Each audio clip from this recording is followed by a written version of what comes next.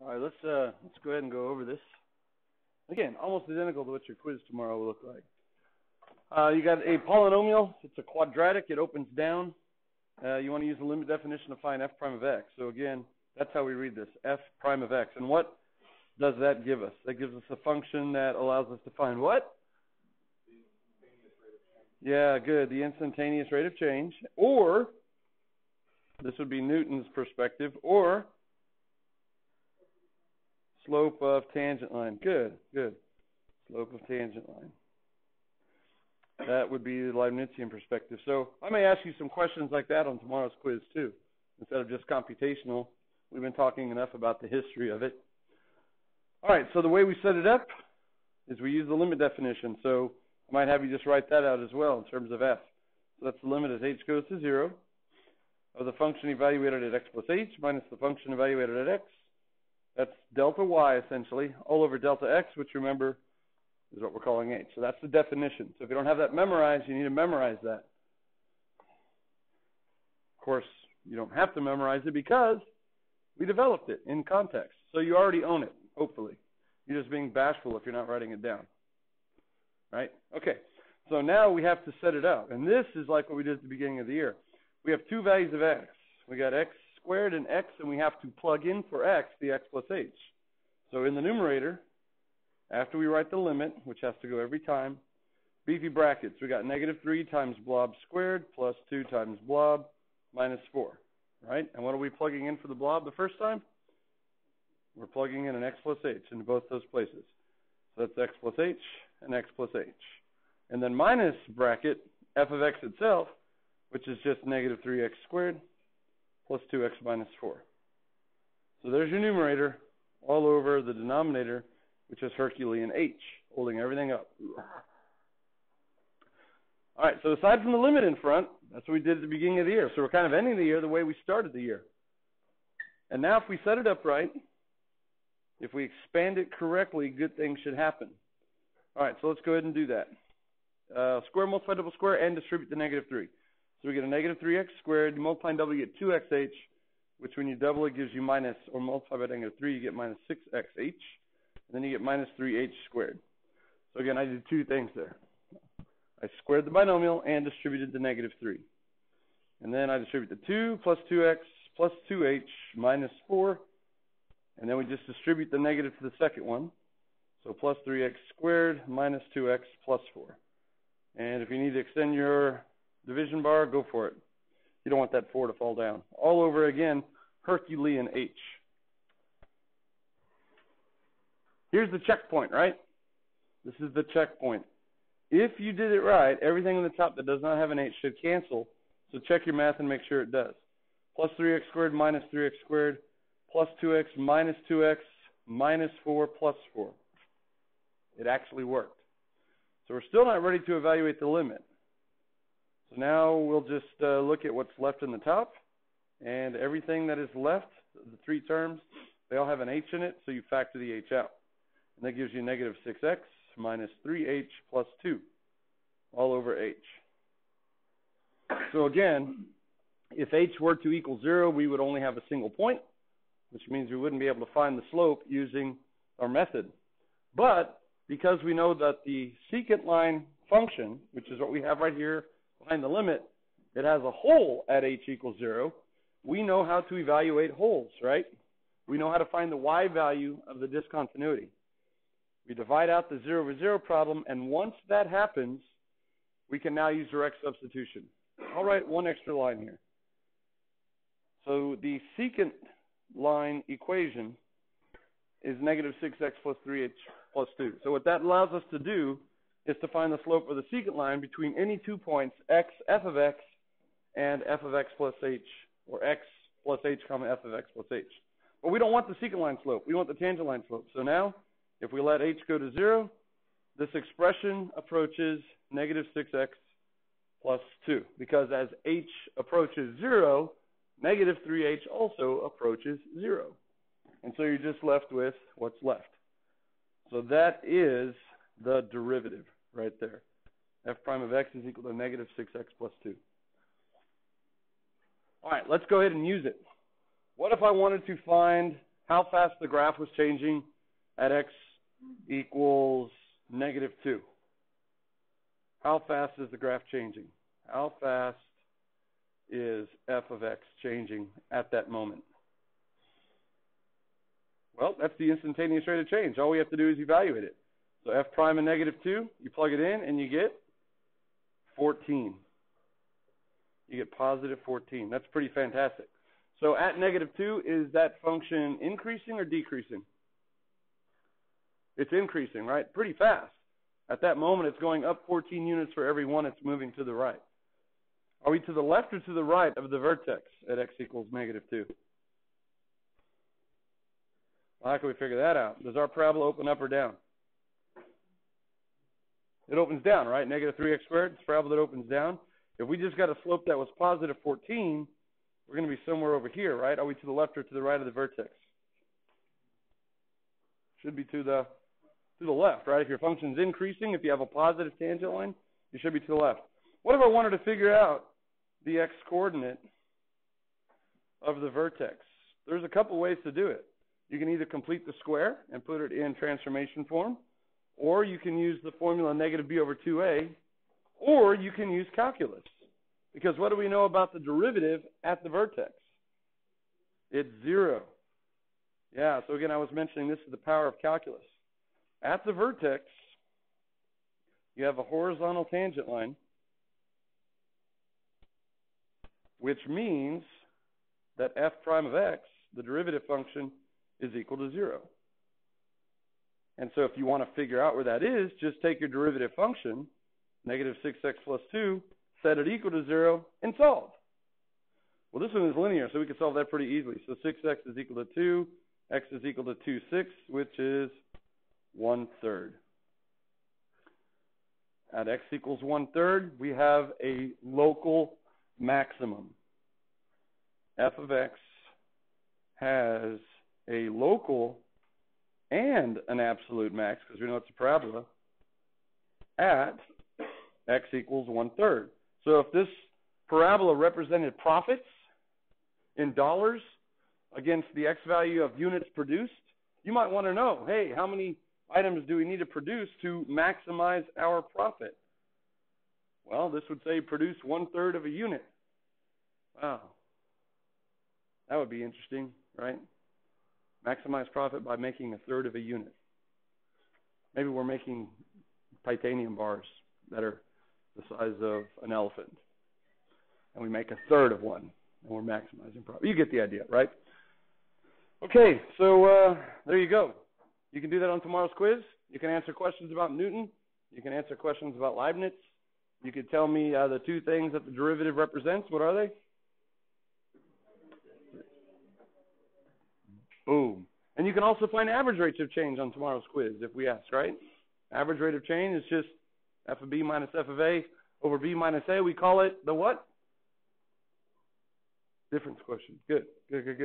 All right, so let's see how much further we're going to get today.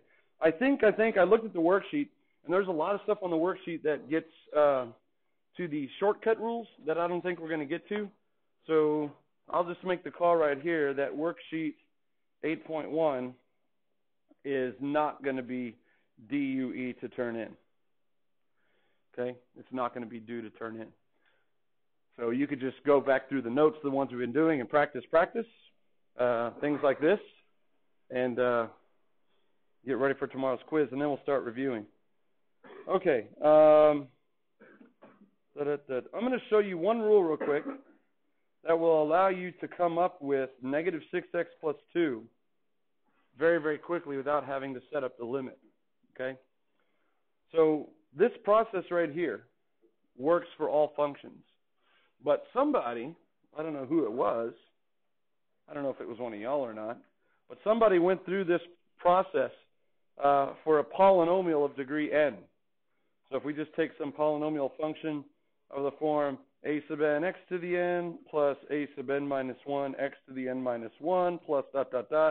plus a sub 1 x to the first plus a sub o. That is the standard form for a polynomial of degree n, where n are positive integers or 0. Okay? And the a sub n's are the coefficients. Someone set up the limit definition for that, and they came up with the following. You don't have to write this down. They came up with the following distilled product. P prime of x is equal to a sub n times x to the n minus 1 plus a sub n minus 1 times the quantity n minus 1 times x to the n minus 2 plus ... plus a sub 1. All right, that's the result of the limit definition done on a polynomial. Does anyone see how I went from here to here?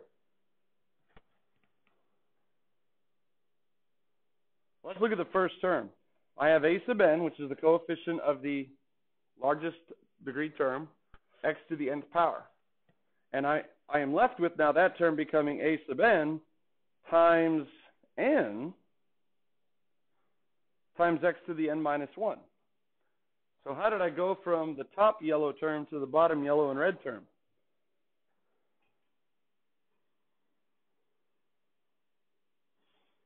Just focus on that little pattern. Well, let's see. The red n on the bottom, that's multiplied by a sub n, that was the old exponent, right, of n? And what's my new exponent? One smaller, n minus 1. Let's see if that holds true. On the next term, I had a coefficient of a sub n minus 1. It is now multiplied by n minus 1, which was the old exponent, times x to the, what's the new exponent? Not n minus 1, but n minus 2. It's again one smaller. So it appears that all I'm doing to get from one term to the next, from the polynomial to its derivative, is it looks like I'm multiplying. And then after I multiply, I am subtracting 1. Right? Is that what it looks like, y'all? That's exactly what it is. This is called the power rule. Okay? And it's a rule that comes from the limit definition when done on a polynomial of degree n. Here's what it is for a single term. If f of x is equal to a times x to the n. So I got rid of the subscripts for y'all, right? A sub n times x to the n. Just call it a times x to the n. Okay? So then f prime of x, the derivative, is going to end up being a times n, that's your new coefficient, times x to the, guess what your new exponent is? Based on what I just said, n minus 1. So really, all we're doing is we're multiplying, then subtracting. Multiplying, and then subtracting. You take your exponent, you multiply by your coefficient to get your new coefficient, and after you do that, you subtract 1 to get your new exponent. That is called the power rule. So if you have something of the form ax to the n, it could be a polynomial or actually anything. It can be square root function. And you want to find its derivative, you can either set up the limit and do what we did here, or you can use what's called the power rule. Let's check it out. Let's try that out here, see if it works. F prime of x equals. We have 3 terms. Let's just go down the line, term. All right, your first term is negative 3x squared. If the power rule works, let's see. You take your exponent 2, you multiply by your coefficient, which is negative 3. What's 2 times negative 3? Negative 6. That gives you your new coefficient, times x to the. Now, once you've done that, you've used up the exponent, so you have to deplete it by 1. So what is 2 minus 1? 1. You go to the next term. It's really 2x to the first. Multiply. 1 times 2 is 2 times x to the what? 1 minus 1 is 0. And then, of course, what's the derivative of negative 4? It's a constant. What's its rate of change? 0. So that's 0. Now, if you want, you could say that there's really an x to the 0 there, right? Because x to the 0 is 1. What do you get when you multiply? 0 times negative 4 is 0x to the negative first. And, of course, then if you simplify that, you get negative 6x. X to the 0 is 1, so you get plus 2. And 0 times anything is 0. You get negative 6x plus 2. Is that what we got? Is that what we got? It is what we got. Holy moly smokers. Wow. So does it work every time? Yeah, it works every time. Okay? On tomorrow's quiz, are you going to have to show this whole stuff right here? Yeah. But can you verify it then with your shortcut rule now? Absolutely. Absolutely you can. All right? Because guess where the power rule comes from? It doesn't come from France. It didn't just fall out of the sky. It comes from this limit definition when done on a polynomial of this form right here. This is the distilled product. So again, mathematicians, we like to be very, very efficient. So once we find out a cool way to do something, we see if we can kind of distill the process even more to come up with easier ways to do things. We like being efficient. This is called the power rule. Let's try it out right here.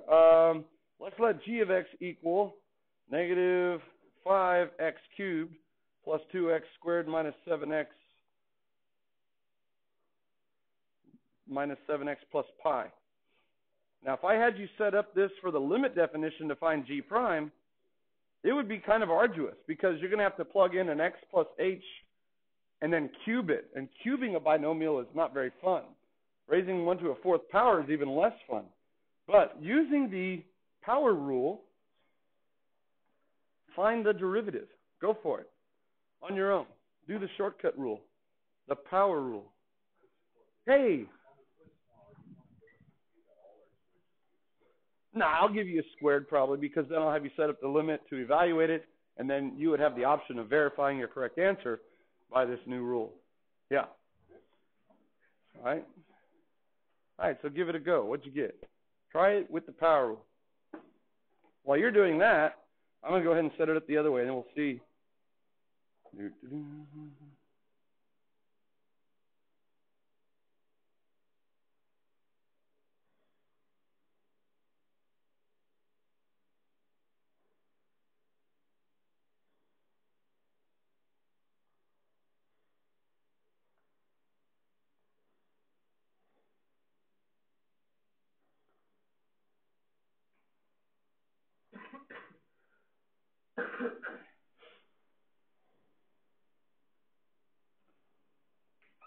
Okay, so again, if you didn't know the power rule, you would have to set it up like this.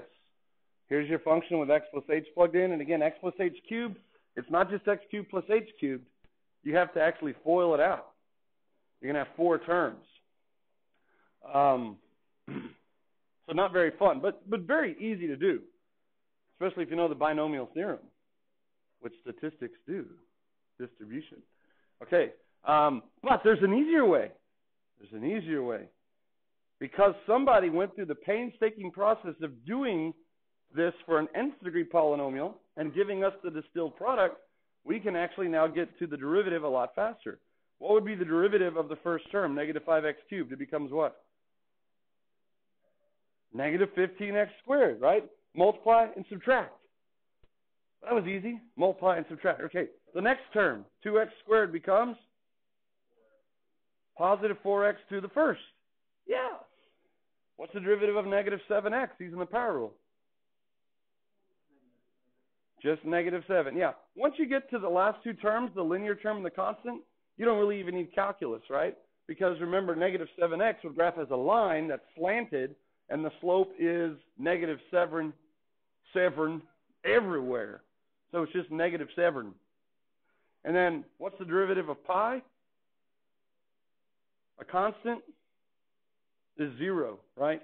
So really, you only need the power rule for things that are not x to the first or constants, because anything that's x to the first is just going to be the slope, the coefficient, and if it's a constant, it's always 0. There you go. There's your answer. That gives you the instantaneous rate of change. Now, if you thought Galileo was crawling out of his grave when we showed him this, he is like knocking on the window now, because he was looking for this equation his whole life. Did Galileo know how to multiply and subtract? Thornhill shook his head no. He absolutely knew how to multiply and subtract. Galileo did.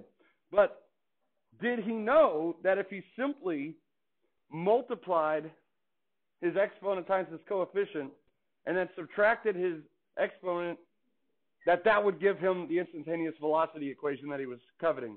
He did not know that. How would anyone know that, right? How would anyone know that? So let's revisit your position function, or let's call it h of t, for a falling object, right? Remember we said it was negative 1/2 little g t squared plus v sub ot plus h sub o. That is the position of a falling object. Little g is, again, either 9.8 meters per second squared or 32 feet per second squared. If you want to find, then, the instantaneous rate of change of that falling object, that is h prime of t, which, of course, we call what? What do we call the instantaneous rate of change of position? Velocity. So let's call that v of t. We can just use the power rule instead of setting it up. We actually set it up in class the other day with the limit, right? And I lost some of y'all on it. But this is easy now. Multiply 2 times negative 1/2 to get negative 1. So you end up with negative g, t to the 2 minus 1 is t. Plus, what's the derivative of v sub ot? Just v sub o. That's the slope of that term. And then h sub o is a constant. Boom, there you go. There is the instantaneous rate of change equation. That's what Galileo wanted right there. That's what he wanted. He couldn't do that. Poor guy. We just did that. Now, what would be the derivative of velocity? Well, here's some new terminology. The first derivative of velocity we call the second derivative of position, which we use 2 little tick marks, which guess how we call that? Not h2 prime, but h double prime. That means it's the second derivative of position, but it's the first derivative of velocity, and we call that acceleration. So let's do it again using the power rule. What's the derivative of negative gt? Well, that's t to the first, so it's linear, so the slope is just negative g, and then v sub o is a constant, it goes to 0. And you're left with the gravitational constant, little g, or negative g, whatever you want to call it. Some people call g a negative number, some people call it a positive number. But whatever you got negative g right there. Sweet. So now, if you knew calculus, you would only need to memorize the position equation. And then if you wanted the instantaneous velocity or the instantaneous acceleration, you could just take the derivative and have less to memorize. Then you wouldn't need a formula chart. That's pretty cool. So this right here summarizes the relation among all 3 kinematics. Now, the way these things came into existence was not in this direction. They actually came into existence in this direction. People observed the gravitational constant, and they undid the derivative. It's called anti-differentiation. It's the derivative in reverse. And they came up with the position equation by anti-differentiating, is what it's called, twice. All right, pretty sweet. Pretty sweet. All right, let's go ahead and complete the chart down below here. If y is equal to x cubed, then y prime is 3x squared. If y is equal to x to the 4th, what's y prime? Let's use the power rule here. 4x to the 3rd. Perfect. If y is equal to x to the 5th, what's its derivative? 5x to the 4th. Good. We're just multiplying and subtracting. All right, let's try it over here. If y is equal to that, what's y prime? Should be 12x squared, right? And then just go to the next term. What's the next term? Multiply to get negative 14. Subtract 1 to get x to the 1st. And then what's the derivative of negative 8x? Negative 8, and then pi goes to 0. Yeah, good. The next one, if y is equal to negative 3x to the 4th, y prime is negative 12, x to the 3rd. Next term is negative 14x to the 1st. Next term is positive 9. All right, do the last one on your own.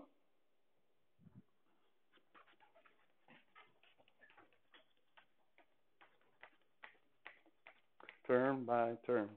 Choo-choo. Multiply, subtract. Multiply, subtract. Multiply, subtract. Go away, Galileo. Let's see. You got 30x to the 4th minus 16x cubed plus 3. Notice how much faster that is than setting up the limit definition. 6 times x plus 8 to the 5th minus 4 times x plus 8 to the... Whoa, yucky, yucky, gross, gross. So thank you to whoever did that process one time with variables and gave us the distilled product. Yeah, thank you. All right, so in general, if y is equal to something of the form a x to the n plus c, what's its derivative? a times n times x to the n minus 1. And then what happens to your plus c, your constant? 0. Yeah. So that is the power rule. If f is a function of the form ax to the n, where a is not 0, and n is any real number, it doesn't even have to be a nice positive integer, then the derivative is a times n times x to the n minus first. All right. I'm going to do one more example, and it's not going to be example 10. Are you ready? What if I have this function, f of x equals the square root of x? Well, let's see what that guy looks like. He looks like this. He comes out of the origin at a vertical tangent, and then he increases like that. It's half of a parabola that's turned sideways, right? It's the inverse of x squared, taking the square root of it.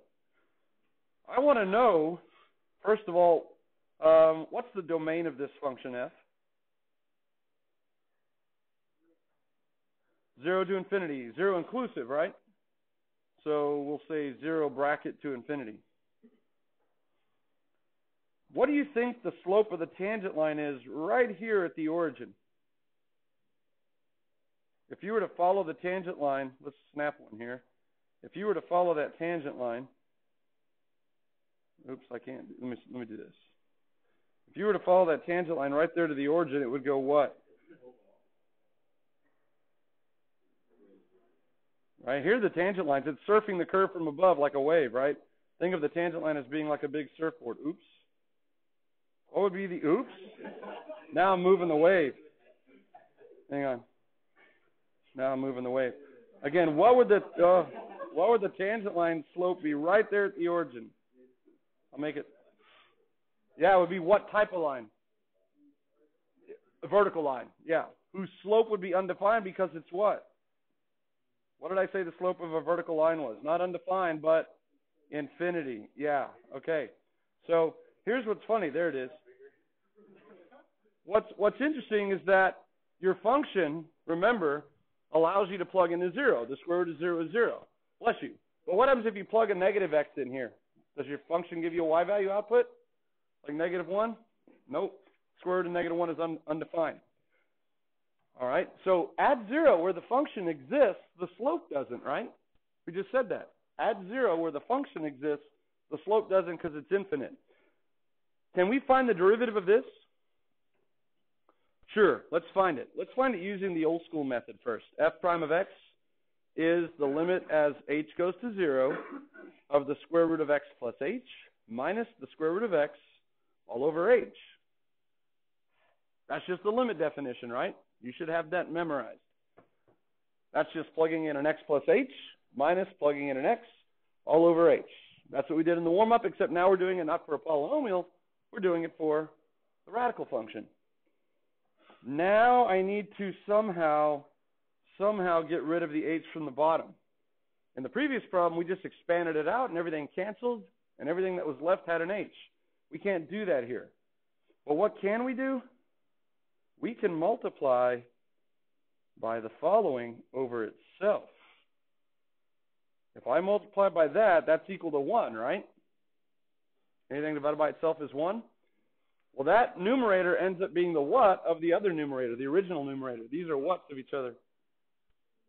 Conjugates, right? Which is how we would rationalize the numerator if we wanted to get rid of the radical. Let's see what that does. If I expand out the numerator, radical times radical is radicand. My inner and outer are going to cancel. And I'm left with minus square root of x times square root of x is x. And in the bottom, I'm not going to distribute. I'm just going to leave it factored. All right, so all I did is I rationalized the numerator, just like what we would do if we had it in the denominator. We multiply by the conjugate over the conjugate. I expand the conjugates, and I leave the other part factored. What happens in the numerator now with your x's? They cancel. And once they cancel, we're left with h over h times the square root of x plus h plus the square root of x. Now, if we let h equal 0, we're going to get 0 over 0, as we would expect, right? Because we're back to just using 1 point. But because now we have the 0 over 0 ready to divide out, we know that this expression for the secant line has a hole. And we know how to evaluate holes. We can divide out the h's, leaving a 1 in the top. And now we can use direct substitution. So on any h that's left, which there is 1, we can plug in a 0. And we get the square root of x plus the square root of x, which is 1 over 2 square root of x. That's the derivative. Wow. That is the function that can be used to find the slope of the tangent line at any value of x in the domain of the function. Well, what did we say the tangent line looked like at 0? We had a vertical tangent line. And what's the slope of a vertical tangent line? Undefined. It's infinity. What do I get when I plug in a 0 into f prime of x? I get 1 over 2 times the square root of 0, which is 1 over 0, which is what?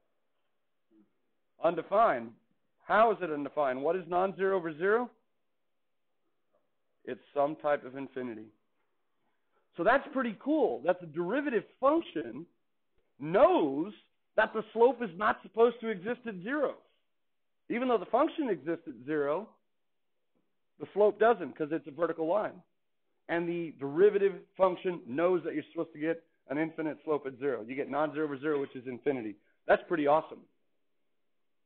Now, could we have found the derivative of this using the power rule instead of setting it up and rationalizing the numerator? Well, let's see. In order to use the power rule, I have to be able to write my terms in the form a times x to the n, some number times some power of x. Can we write f of x equals the square root of x as a power of x? Man, I sure hope so. Square root of x is the same as x to the what power? 1/2. You know why we spend so much time in the beginning of the year working with exponents? So that when you get to calculus and you work with the power rule, it's a piece of cake. Here we go. F prime of x by the power rule. The coefficient is implied to be a 1 if there's nothing there, correct? So by the power rule, remember, if we can write it in this form, a times x to the n, my derivative is just multiply and subtract. What's 1/2 times 1? 1/2 times x to the, now we subtract 1 from the old exponent to get the new exponent. What's 1/2 minus 1? Negative 1/2. Yeah. And now if we simplify that, that's the same as 1 over 2. I could bring the x to the bottom and put it back under the radical. Is that the same thing we got with the limit definition? It is. Go gadget math. Wow. Sweet. All right. Does this function ever have horizontal tangent lines based on the derivative? Notice its domain, by the way. Its domain is the set of all x greater than 0, strictly greater than 0. So it's not the same domain as the original function. It doesn't allow 0. Does it ever have any horizontal tangent lines? When would it have a horizontal tangent line? When the derivative equals what? 0. A fraction is only equal to 0 when the numerator is equal to 0. What's our numerator? 1. Is 1 ever 0? Nope, it's never 0. What if it goes dressed as 0 at Halloween? Then is it 0? No, because it's still a 1 on the inside. The clothes do not make the man. Okay, cool. Well, that's consistent with what we know about the graph. The graph doesn't equal 0. But how about this? The last little thing I'll leave you with. As we go out to the right, does the graph ever level off towards a horizontal asymptote? No, but it does get flatter and flatter and flatter as we go out to the right, doesn't it? But it still goes up forever. So if you had to say the slopes, what are the slopes approaching? The slopes are approaching what number? They're approaching 0. Will they ever equal 0? No, but they're approaching 0. Let's see, is that true? What is the limit as x goes to infinity of f prime of x? Well, that's the limit as x goes to infinity of 1 over 2 square root of x. And we know how to evaluate that. That's the right end behavior. If the top stays at 1 and the bottom gets bigger and bigger and bigger and bigger, what's happening to your ratios? Getting smaller and smaller and smaller, approaching 0. So the derivative graph has a horizontal asymptote at 0 because the slopes are getting flatter and flatter, approaching 0. And that's consistent, too, with the graph that we have. That's pretty awesome. All right, so I'm going to stop right there. Tomorrow on your quiz, be expected to use the power rule, but be expected also to do something with the polynomial like we did in the warm-up. And if you want to verify your answer by using the power rule, you may do so that you know you got the right answer, okay? Also know what I said about Leibniz and Newton. We'll stop right there. That's as much calculus as we're going to get to this year. But the seed has been planted for those of you who are going to take it next year. Any comments or questions? Yes? The worksheet will not be due. Just look over your notes. You might want to throw down a polynomial and practice taking its derivative with the limit definition. Any polynomial will do.